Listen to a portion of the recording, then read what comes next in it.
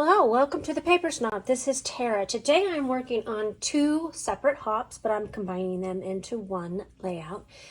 The first Saturday of every month, we have our Stamp and Stencil Savvy Hop. This is hosted by Brianna over at My Life on Paper.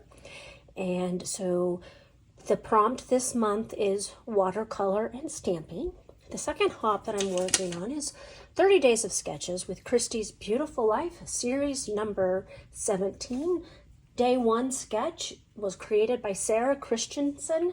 If I have access or can find her social media stuff, I will include it down below in that description box, where there is also a playlist for both hops, two separate playlists for both hops. There's a lot of us who are doing both hops, and I'm sure that you're going to be fully inspired by all of the wonderful goodness that you see today. So here is Sarah's sketch.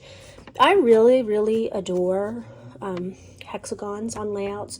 They're some of my favorite, and I think I did at least 2 in February. So starting March off with doing at least 1. So I'm going to pause. We're going to get started, and I will be right back.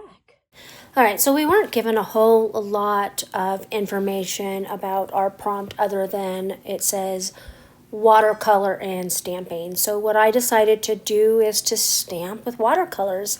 And I'm really hoping that this works because it's not a technique I have tried before. So I have these watercolors. These are a cheap watercolor palette that I believe I got from Walmart for $5. You can also get a very similar one on Amazon for about the same price.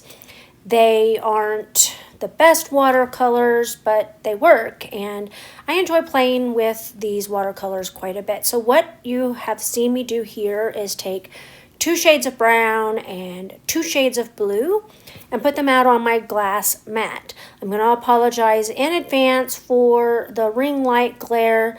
Unfortunately, using my glass mat means that I'm going to have this glare. So first things first, after I get my watercolors out, I'm going to go ahead and trace the hexagon placement on the layout so that I get things where I would like it to go, starting with the photo. That is a photo of Jasper, not the kitties, who is sitting right here in this video watching me scrapbook. That is Phineas. Jasper is the older of the two. He's the one with the white paws. And so I am trying to get Phineas to move so I can go ahead and finish getting these hexagons drawn on here. And this is a piece of vellum that I'm using as a pattern. I have an idea with vellum that I'm hoping is going to work out well, but I wanted to go ahead and get the hexagons placed on here so that I know where to stamp safely, because who wants to do all the work in stamping and then cover it up? Am I right? So next thing I'm doing is I am just putting this beautiful stamp from Pink Fresh Studio down into all of that beautiful watercolor, and I'm just going to stamp an image in 3 spots. It looks a lot like the images on Sarah's sketch. That was not intentional. This stamp was actually in my February counterfeit kit and How to Kill a Kit with Style kit, and I just meant to use it a lot sooner than I have, so I guess late is better than never. I'm going to use a paintbrush, and I'm just going to put a little bit of watercolor in the image. I'm not trying to do any filling, just adding a little bit of watercolor in these images, and then I'm going to stop and allow this to dry. So as I add a little bit of color here and there, I'm not really trying to stay in the lines. Like I said, I'm not trying to get full coverage. I'm just adding just a little color inside the image just to give it a dreamy effect. And then I will go ahead and erase all of my pencil lines before adding my photo and the vellum. I am going to be covering these hexagons with vellum.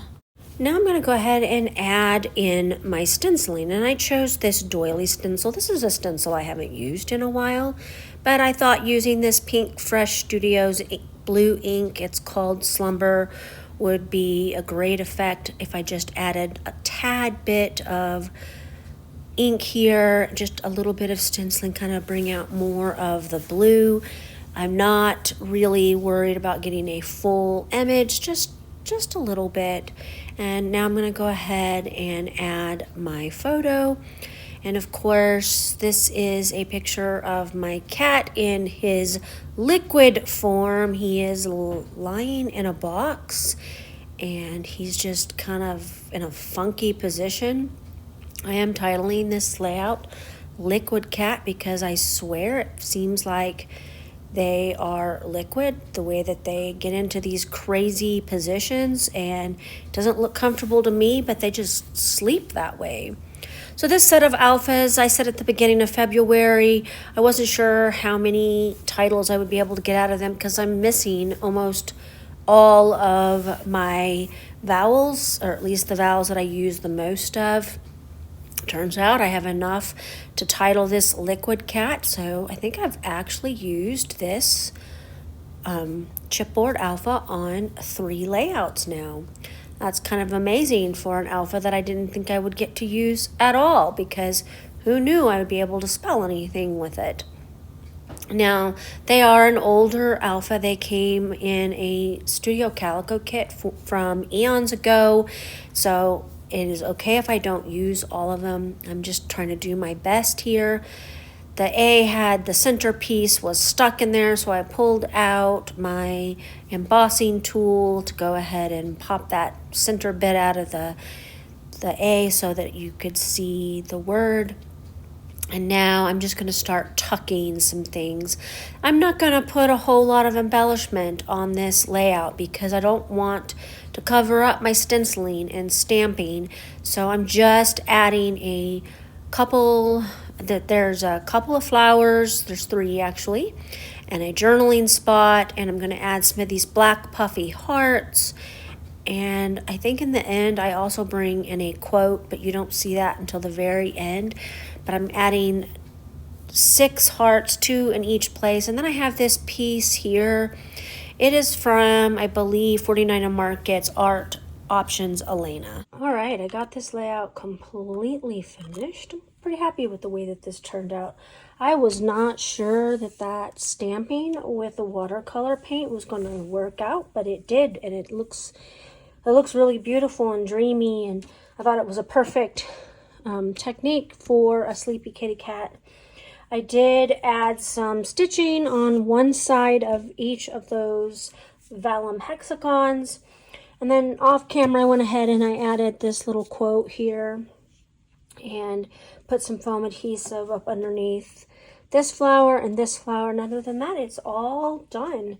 I want to thank you for coming to my channel today. I really appreciate those of you who take the time to like, comment, and or subscribe.